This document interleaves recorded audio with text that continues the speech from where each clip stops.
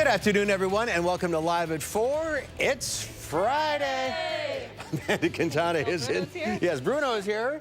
He'll be coming up in the next half hour. Amanda Quintana is here, filling in for Susan, who's on vacation. She'll return on Monday. Good to see you again. Good to see you. Fridays are good shows to be here. Yeah, I like yelling it's Friday. So. All right, here's what's making news on this Friday. More drama on Capitol Hill. The Kavanaugh nomination is sent to the Senate for a vote, but with a stipulation that there's an FBI investigation.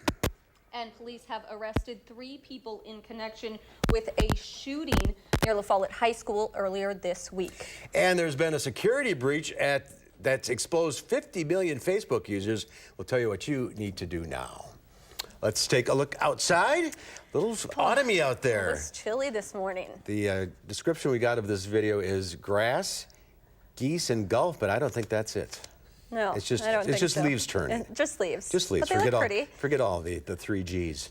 Pot o' chili alert, according to Chris Reeses, who's in the backyard, who's got a pot of chili going. That sounds good. That's right. I'm ready to cook up some chili this weekend. It's the perfect forecast to do it.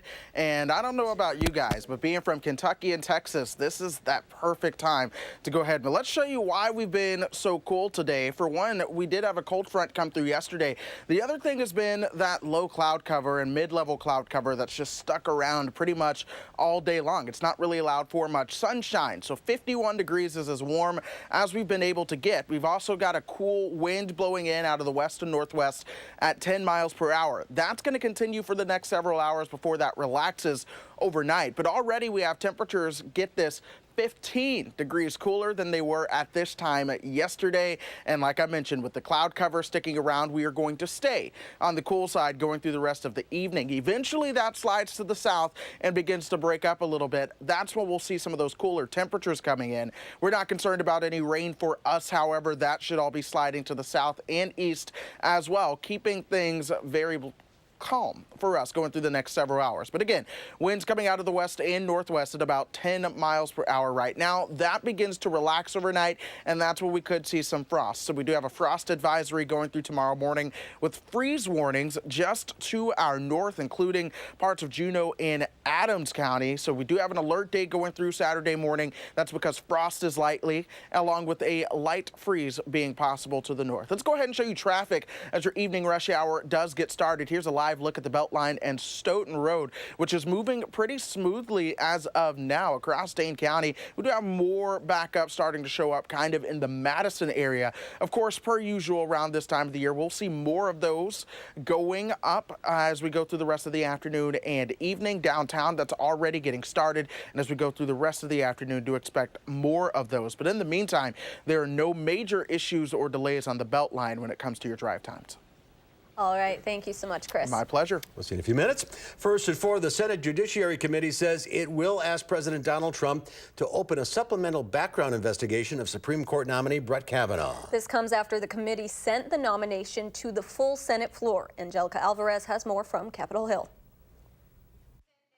The nominee will be reported to the floor. Mr. Chairman, the Senate Judiciary Committee voted to move Judge Brett Kavanaugh's Supreme Court nomination to the full Senate, but his road to the High Court is still in jeopardy after GOP Senator Jeff Flake added a stipulation to his support. I think it would be proper to delay the floor vote for up to, but not more than 1 week, in order to let the FBI continue to do an investigation limited in time and scope. Flake reportedly huddled with Democrats as the committee sat in silence for nearly an hour before the scheduled vote.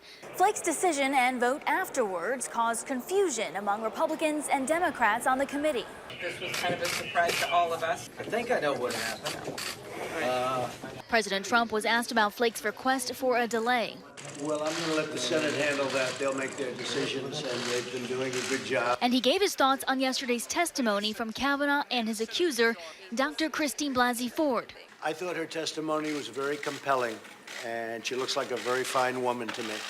Brett's testimony, likewise, was really something that I haven't seen before. It was incredible.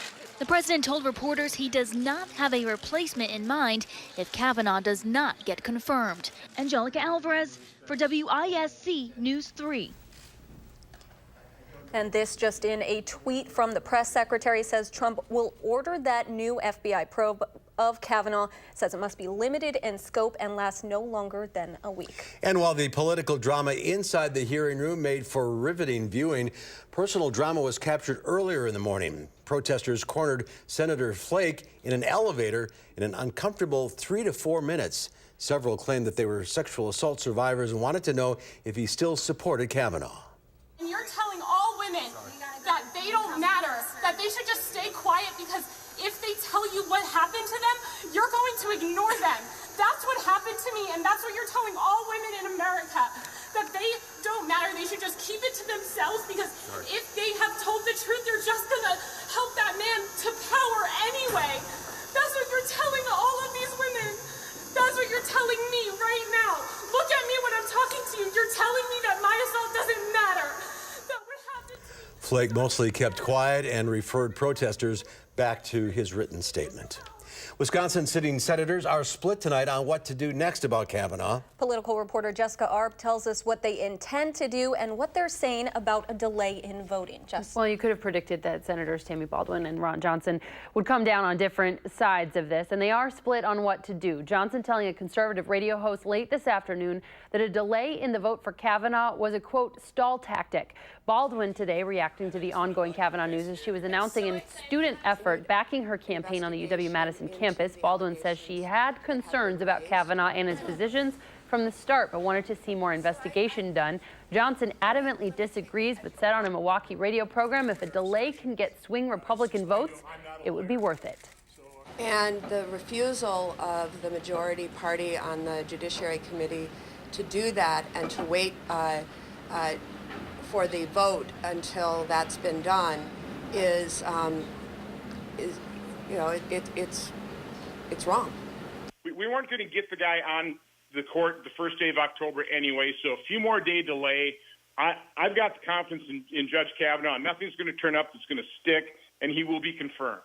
Just explain to him I'm not. Johnson met with Kavanaugh in August. Today, he's saying that the best way for voters to express their support for Kavanaugh would be to back Baldwin's opponent, Leah Vukmir. In a statement today, State Senator Leah Vukmir, who is running against Baldwin this fall for U.S. Senate, said, quote, it's time to end this circus and confirm Brett Kavanaugh, saying Baldwin would try to filibuster the nomination. Now, the latest information we reported earlier is that the Senate will now delay a vote on Kavanaugh for a week while this FBI investigation plays out. Those three key votes in the Senate, Johnson said today he thought this delay would help those people make up their minds. Baldwin said she had not spoken to Senators Susan Collins and Lisa Murkowski after yesterday's hearings, but said she thought the testimony yesterday from Dr. Ford was quite heavy. Yeah, it's been an emotional week. It has been an incredible week. I mean, I don't think anyone who's watched any of these hearings could sort of believe what was unfolding in front of their eyes. No matter who you talk to in this case, this has been some unbelievably historic testimony that's happened in Congress, in the Senate Judiciary Committee, and what's going to unfold over the next week, I think, is pretty unprecedented as well. So we're going to have to follow how these senators decide to make their choices. And what the FBI discovers. That's right. It's not over yet. Not quite. All right, Jess, thank you. U.S. Immigration and Customs Enforcement officials have told Wisconsin lawmakers that the 83 people detained by ICE in Wisconsin are just a fraction of the people ICE is tracking in the state. Congressman Mark Pocan met with officials from ICE following the agency's 4-day operation in the state earlier this week. He says ICE couldn't tell him how many agents are working in Wisconsin or in his district or the names of the people that were detained, but did say ICE has a list of 250 people they're targeting in the state. We're learning more about the shooting that happened this week on Madison's east side near La Follette High School. Madison police have arrested a 21-year-old man believed to be the shooter, as well as a 17-year-old and a 16-year-old La Follette student. Rose Schmidt is in the news center to tell us how the school is increasing security. Rose? Well, they're stationing extra officers at La Follette's homecoming game tonight and the dance tomorrow, but it's just a precaution. Yesterday and this morning, administrators used metal detector wands on La Follette students as they walked into school. Parents also brought hundreds of donuts to show they care. This comes after 2 shootings near the school within 7 days. The victim and one of the teens arrested in the shooting this week were both current La Follette students. Students and parents are all anxious. Students even asked for extra security and metal detector wands to be used tomorrow night at the homecoming dance. That's a pretty big event for La Follette. They have like 1,000 kids show up to the homecoming dance. Mostly kids from La Follette, but we want to make sure that that event goes off without a hitch Saturday night too. Police have also confirmed to us that right after the shooting happened Wednesday morning, the victim walked back up to La Follette High School after he was shot. The police officer, or ERO, stationed at La Follette acted as a first responder and helped that student. His injuries were non-life-threatening. The school district says they used metal detector wands this week just as an added safety measure, and they're considering doing it on random days in the future, but nothing is set in stone. On News 3 at 5, we'll hear from police about what actually happened leading up to that shooting Wednesday, as well as a La Follette parent. All right, Rose Schmidt live in the News Center. Thank you. Facebook says that information belonging to nearly 50 million users was exposed in an attack discovered earlier this week. The breach exploited Facebook's View As feature, which lets users view their page the way other users would see it. Exploiting the feature gave attackers the ability to potentially take control of the accounts. Facebook said it doesn't know who or where the attacks were used, where based that is. According to the company, the issue has been fixed and reported to the FBI, but the View As feature has been turned off as the company investigates. The weekend is here. We'll find out what's going on in the 608 this weekend. And would-be home buyers are facing higher mortgage rates. Details coming up on Live at 4.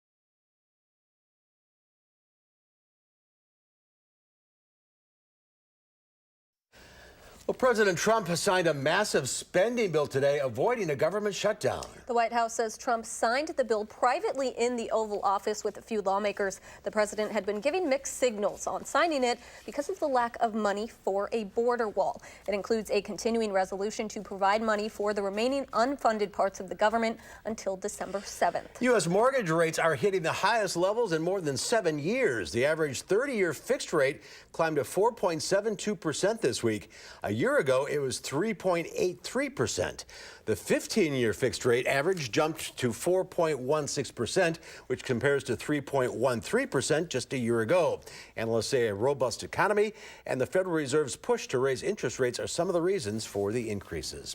Well, stocks were flat on Wall Street on this Friday. The Dow Industrials added 18 points, closing at 26,485. The Nasdaq Composite Index was up 4, but the S&P 500 fell fractionally. Well, it's officially the weekend in the 608, our normal Thursday segment. We were preempted yesterday, and Emmy Fink is tailgating at the Brewer game today, so Amanda, we are on our own today. That's okay. She's having fun. She is having fun. It's a big weekend for music fans, and we get started with an opening weekend for the new Sylvie, named after Sylvia Frank, the matriarch of the Madison music family. The name is a tribute to the mother of Frank Productions, who helped shape music in this city beginning in 1964. The Sylvie opened last night, and there are still tickets for the one-man indie band Shaky Graves. That's tonight at 8 at the Sylvie. It got good reviews. It did. Nice. All right, there's another big-name show on Saturday. The Indigo Girls will come to the Orpheum Theater. Folk and rock duo Amy Ray and Emily Sailors are still going strong after 20 years together. They've had top 40 hits in each of the past 4 decades, and that success has fueled the Indigo Girls' activism and involvement in campaigns against the death penalty, the environment, and the LGBTQ rights. Catch them Saturday night at 8 o'clock. And if you're looking for a different kind of music, we welcome back the Madison Symphony Orchestra as John DeMaine opens his 25th season. The show is titled The Axe is Back and will feature Emmanuel Axe, a Grammy-winning concert pianist, who you have 3 choices to see tonight at 7:30, Saturday at 8 o'clock, Sunday at 2:30, and they are all at the Overture Center. And for the whole family, head to Old Brook Botanical Gardens. Bonfires, live music, food carts, all to celebrate the arrival of autumn. It's called Crackle, Fire, and Froth. It's tonight from 7 to 10 at Old Brook. The exhibit Gleam, Art in the New Light will also be on display. That event will be repeated next Friday, October 5th. Lots of fun. It does sound fun. Lots going on. And get this month's Madison Magazine for all the best in the Madison area. Success can be measured in so many ways, especially when you're doing something good to help others succeed. Up ahead, we'll see a real-life story of why the joys of America's pastime mean so much to these kids. That's coming up after the weekend forecast.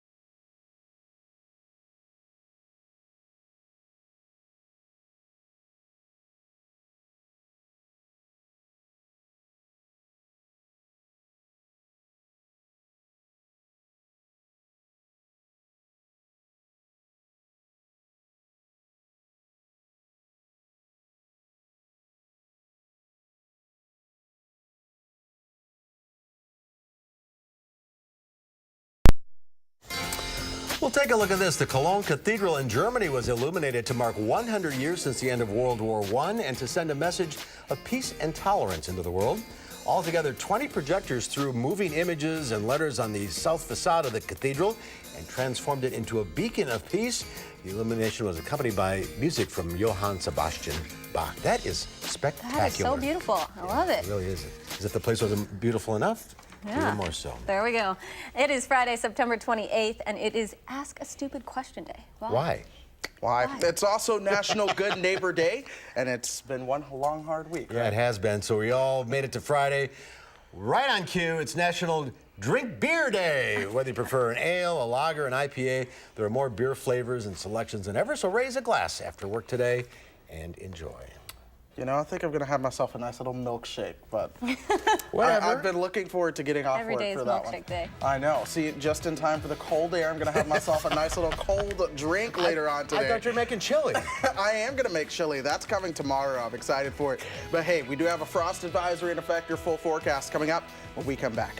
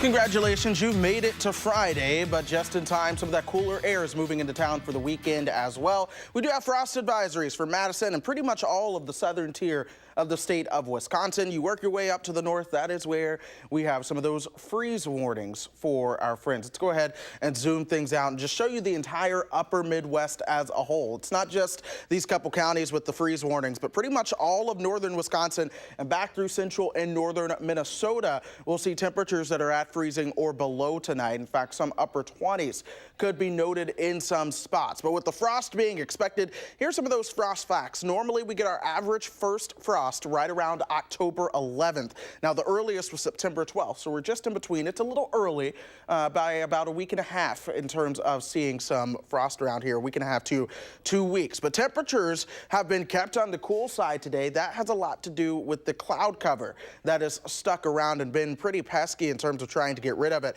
Temperatures are pretty much all in the low 50s right here around Madison. You work your way up north, that's where temperatures are actually a little bit warmer. There's a narrow strip of some sunshine in here before that leading edge of some cooler air. So near Rylander, it's 47, 46 in Superior, 44 as you get towards Brainerd. 30s aren't far behind that. Here's that little bit of sunshine that you can see. Granted, the sun will be setting. Here's a thicker cloud cover right here around Madison that has also helped to keep our temperatures cool. We'll see how quickly we can get rid of that tonight. A lot of the rain associated, that's going to be pushing off to the south and east. Some isolated showers with even some sleet and snowflakes mixed in will linger far to our north, so we will not have to worry about that tonight. But this cold front should sweep a lot of that out of here. In the meantime, we're going to have those westerly and northwesterly winds. Right now, they're coming in at about 9 miles per hour. Check what happens overnight. They relax and become calm. That's when temperatures will be able to fall to their lowest. Let's go ahead and show you the next several hours with that in motion. Temperatures will fall to right around 34 degrees. Check out what Future Track is showing for Black River Falls, 27. That's going to be realized for a lot of folks as we go into tomorrow afternoon with a light freeze. Then towards tomorrow morning, but then towards tomorrow afternoon, we have those clouds coming right back in. Temperatures will be held in check into the 50s, and then our next rain chances will begin to come our way. Here's what we've got going on. It's a dip in the jet stream. This is because of this big ridge over Canada. That's going to be sending a lot of that cooler air down to the south, and that's exactly why we have some of those cooler temperatures in place. So watch the west once again. They're going to get warmer. You're going to see that cooler air over Canada begin to make a dive towards the south. We're going to have kind of a yo-yo with that pattern as we go through the next several weeks, and that's why as we go through the next 10 days, our temperatures are going to spike towards midweek before coming back down. I mean, check out next Sunday. It'll be a struggle to get out of the 40s. But nonetheless, that's the kind of weather we like to see in terms of getting some of those good fall colors. So more and more counties are getting added to the fall color report day by day. Here in Madison, most of that is patchy, but as we go through the next 3 to 4 weeks, that's when we'll likely see our peak around here. But get this. Temperatures over the next 6 to 10 days, they're going to trend below average across the northern tier of the country, and that's going to help keep those fall colors coming in. But then towards the south and east, we have what's known as the southeastern ridge. That's going to be keeping temperatures in that part of the country much warmer than normal. Right on the boundary between this is known as a battle zone. That's your storm track. A lot of regions of low pressure will come up through here, and that means that the mid portions of the country will likely be wetter than normal, especially as we go through the next 6 to 10 days. So look for several rain chances to come our way in our forecast, and of course we will be seeing them as well. 34 degrees tonight, clear and chilly. Yes, some of that frost will be likely, so bring in a lot of those tender plants if you have the ability to do so, or at least cover them up while they're outside. Tomorrow, mid-50s, increasing clouds, especially towards the afternoon and evening. We're going to be staying chilly, though, going through the next several days. Rain chances do arrive once again going into Sunday. 10 degrees warmer by Monday as temperatures warm up with more rain chances. Then Wednesday will be in the 70s. Before cooling right back off as we go towards next weekend as well. So if you like roller coasters, this weather pattern is for you, and you just might get a little wet in the process as well. It's one of those rides. But you're looking forward to autumn. I am looking forward to autumn. Coming from Texas? Yes, coming from Texas. It's one of those things. We don't get the colors down south. It's so humid and warm all year long. So this is going to be fantastic for those who like the colors and apple cider and chili, or whatever it is. All the things. The man's got chili on the mind. I sure do. I'm ready to cook it. He's hungry. All right, yeah, I love autumn too. It's Absolutely. a great season. All right, thank you, Chris. My pleasure. Well, there have been a lot of movies made about our national pastime, Field of Dreams, The Natural, A League of Their Own. Yes, and they all showcase the true love of the sport and the passion of the players. Well, Madison has a program designed to do something good for players who otherwise probably wouldn't have the chance to be part of the game. But now, as Charlotte Deleste reports, they're part of a team and having the time of their lives. It's a sunny Saturday, September morning. Bats are lined up, cleats are getting laced, players are warming up. This is America's greatest pastime. Let's play some Challenger baseball. But this league is different. I constantly say, he can't do this, he can't do that. I don't say he can't do anything anymore. There you go. We don't keep score. Everybody bats and everybody scores at some point in the game. This is a league for special kids. Everyone runs bases, and there's no such thing as a DL. This is where the impossible is thrown out and everyone is an MVP. No such thing as two anything. They can do this. I mean, we have so many different kids with different challenges out here, and they all can do it. And we make sure they can do it. While they might not be using a Louisville slugger or even a real baseball for that matter, no one here cares. We're here to have fun and for no other reason. These All-Stars don't do it alone. Each is paired with a buddy to help them when they need it. Have you had to give him any pointers? Not really. He knows the game super well. Every now and then he says, stay in the dugout. I know what to do. And with moves like this, there's no doubt Ben here, who's a Cubs fan, is ready for the big leagues. An infield double, infield triple, an infield home run. Nice running. Do you practice a lot, or is this just natural ability? Natural ability. While each player has stepped up to the plate to face the challenges of the Challenger League head on, for everyone else, it's life-changing. I think it's really important for me as a person to know that I'm doing something good. Some people judge them by their cover, and they shouldn't, because they're super nice people once you get to know them on the inside. I feel like I'm gonna do this for a long time. Well, I hope you do. It's a true field of dreams. I think that many of the players and the families would not have thought that they may have been able to watch their players play baseball in their lifetime. A place where diamonds in the rough shine like they're meant to. It actually kind of brings tears to my eyes for him to be able to come out here and play and be part of a team. It's just awesome. That is so awesome. Yeah, it's spectacular. Wow. Well, if you would like to help the league, they're always looking for more volunteers and more baseball players ages 8 to 16. And of course, donations are always welcome. And you can find more information at the West Madison Little League website. It's there on your screen there. And if you know a person or organization doing something good, you can nominate them at channel3000.com/do something good. What a great story. Yeah, I love it. Well, are you ready to get scared this weekend at the movies? I'm not. I'm not either. But if you are, you're in luck, because the new movie Hellfest hits theaters this weekend. We'll have a preview when Live at 4 continues.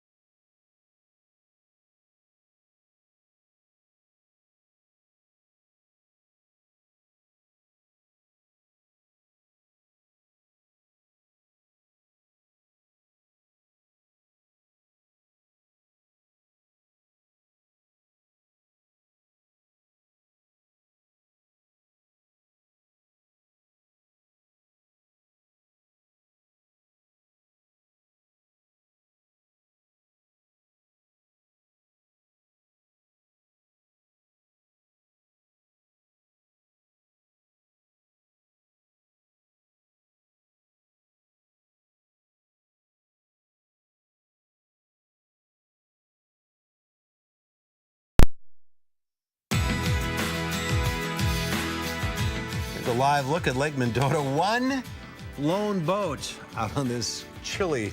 Oh, no, there's another. Oh, there's two. There's a couple. All right. Stay warm out there. The scary movie season is in full swing, and the latest to hit theaters is Hellfest. The movie features a serial killer turning a theme park into a literal house of horrors. Terrifying. Yum. Rick Damangella has the gory details. A couple years ago, some girl got totally gutted. Killer left her body in the park for 3 days. Some people are just evil. A serial killer lurks among the characters at a Halloween theme park in Hellfest. Are you ready? Tony Todd from the Candyman and Final Destination franchises plays Hellfest's Barker. He owns this attraction that only pops up at the end of September through October called Hellfest. And his goal is to travel around from city to city and bring a unique, terrifying experience to people that want to be frightened to death. What draws us to scary movies? Well, I think that there are a number of reasons. One is that it takes our minds off of all of the crap that we have to deal with in our lives. And so you are completely absorbed in the character's journey. We like feeling like we can control our fears and like we can conquer the things we're afraid of. So if we can sit there and watch all these things happening and know that we're safe, we feel like we can do anything. I'm a mess of a human. If I watch a scary movie, like this. I am scared for days, especially paranormal stuff, like Game Over. You came here to be scared, right? I can't arrest people for doing their job. Welcome to Hellfest. Proceeding in an orderly fashion towards the exit in Hollywood, I'm Rick Damangella. No, not happening for me. She says she wouldn't see this for $5,000. No. That looks terrifying. Maybe. I'd have to think about it a little. That's a lot. Well, we'll find out what Will Loper thinks about it on Monday. Well, from one fright to another, our Michael Bruno is next. Actually, there's nothing scary. As Michael goes backstage at the Beloit Civil Theater's production of You're a Good Man, Charlie Brown. That's coming up after the break.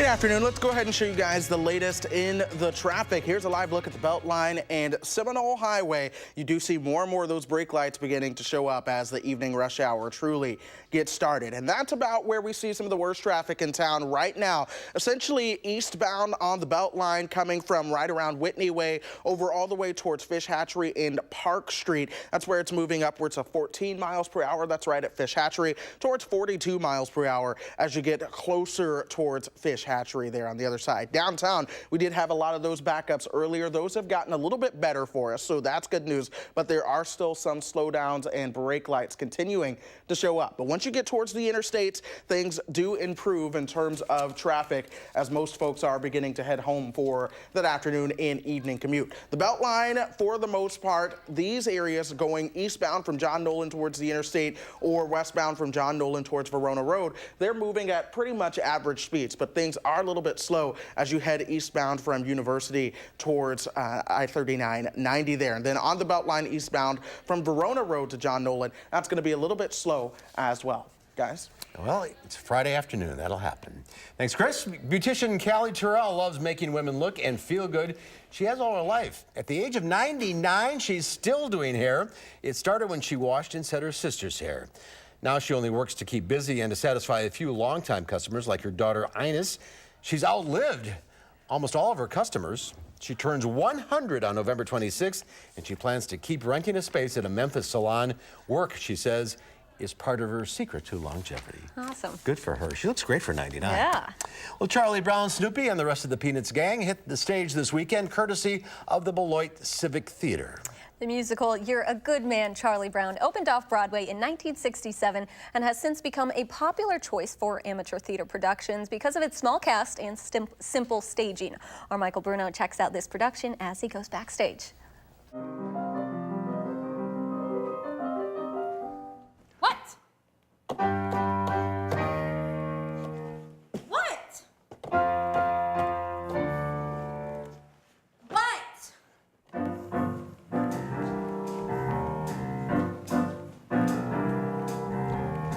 Call the principal and hand him the news. We got a holiday that he can't refuse. A day of harmony, a day of music, Beethoven's birthday. Now tell me, what's the plot of You're a Good Man, Charlie Brown? There's a lot of different plots, essentially, for it. It's just a bunch of little peanut sketches put together. Whatever. Schroeder, I just want you to know I'm on your side. I want to help you publicity-wise with Beethoven's birthday. After all, it's a really big deal. Thank you for your support, Lucy, but I just don't want to see Beethoven's birthday commercialized. Commercialized? Yeah. If there was any one antagonist in Charlie Brown, it would have to be Lucy. She is a bully, she is crabby, and it's basically me. Just play the music till you know it by heart. We're gonna celebrate, we'll throw a party, Beethoven's birthday. Well, it's just like the comic strips. They come out in just series of 4 panels for a week. So it's a lot like that. Throughout the show, it's kind of a series of vignettes. So it's broken up into little segments, and you'll have, you know, characters come on, they just do a little picture, and it's beautiful. Beethoven Day, Beethoven Day, Beethoven Day, yeah! And what is it about this show you think makes it so timeless? Like you say, it's been done so many times in so many different revisions, but what is you think that brings audiences back to see it all? Well, we grew up with these characters, you know, and coming home from church on Sunday morning, this was where you headed to the funny papers to read the color comics. Do you remember that? Probably not. You're way too young to remember that. But, you know, everybody was grown up watching the specials and things like that. And when we first started the rehearsal process, the kids in the cast were, you know, why is this show in such little fragments? Well, that's because that's how it was presented to us when it was originally written by Charles Schultz in little 4-frame clips. So that's how the show works. And we adore on the day we place the newest face on Mount Rushmore. It's lasted a long time because it's timeless in a way. It just deals with a lot of issues that people always deal with. You know, Charlie Brown's depressed, and I mean, my character, Lucy, is madly in love with him, and he couldn't care less. So he's kind of dealing with that. And it's, I guess the overarching theme is kind of a search for happiness. And Charlie Brown finds that in the end. And it's, yeah, it's a kind of a timeless story. I like it. Michael Bruno's here. Now, that's like a lot of fun. It is a lot of fun. And it's really interesting because, like, you know, it appeared on Off-Broadway in 1967. And I was telling, did you guys even remember the cartoon characters at all? But they really remember the TV special because they still run those now. Sure, yeah. And the music is really cute. It's a cute little show. And this is really, I mean, family friendly. You can bring everyone. Very family friendly, yep. And it's just all little snippets, like you're reading the comics. It's just like the panels in the comics. They're short little vignettes, and then there's like probably a song in every little vignette, and they all have their little moment to shine. Great set. Yeah, cute little set, great little costumes, Yeah. and a little talented group of actors, too, from all over the place. And they perform inside the Beloit High School. Yes, they're inside Beloit High School in the small little theater there. Because I was a little confused. Yes, even though it is the Civic Theater, they're performing in the high school in Beloit. All right, let's tell people specifically you're a good man, Charlie Brown.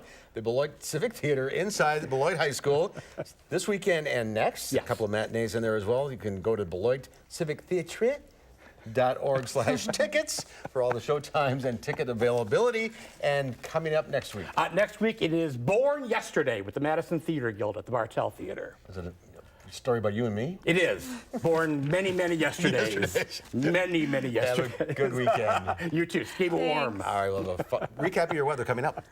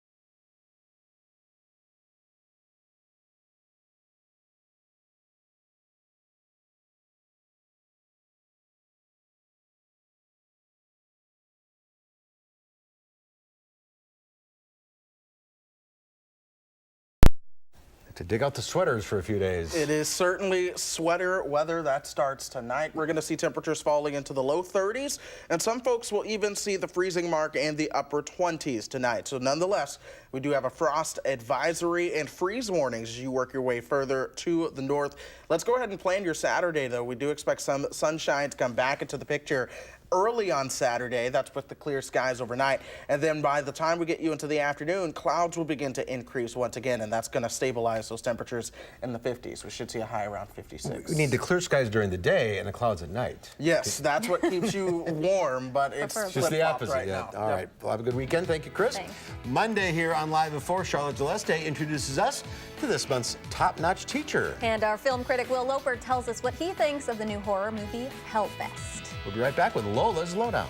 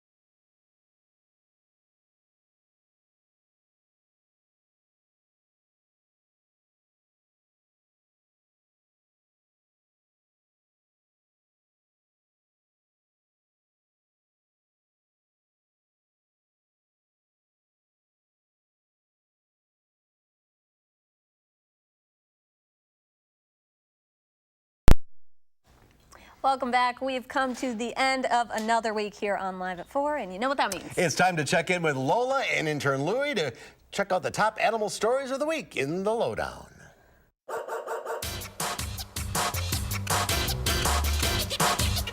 This week on the Lowdown, a baby with the hiccups. A shell-shocked turtle. And I think you're gonna need a bigger kayak. But first, Lola says road trip. The Milwaukee County Zoo introduced its new baby red panda cub to the public this week. She was born on June 6th, and her name is Dr. Lily Parkinson, after the veterinarian who first discovered her through an ultrasound on her mother. This is the zoo's first ever red panda cub birth, and it's important because red pandas are considered to be endangered in the wild. Dr. Lily is now about 7 pounds and will weigh up to 14 pounds when fully grown. An injured turtle in Maryland has a new set of wheels after vets got creative and used Legos to give the little guy a leg up, or rather a shell up. A Maryland zoo employee found the eastern box turtle struggling in a grassy area. It was likely hit by a car. Plans were drawn up, some technical, some not so technical. Ultimately, the toy bricks were used along with plumber's putty to build a tiny wheelchair. Zoo officials say the turtle's doing well, and with continued rehab, should be released within a year. An incredible moment was caught on camera. That is a seal slapping a kayaker in the face with an octopus. The in-your-face moment was captured off the coast of New Zealand. The slap likely wasn't personal. Seals often thrash around with their prey before eating it. The kayaker was just in the wrong place at the wrong time, or the right time, depending on how you look at it. And finally, meet this baby orangutan, born via C-section at the Wichita Zoo. Doctors were on hand when the baby's mother, Daisy, encountered complications.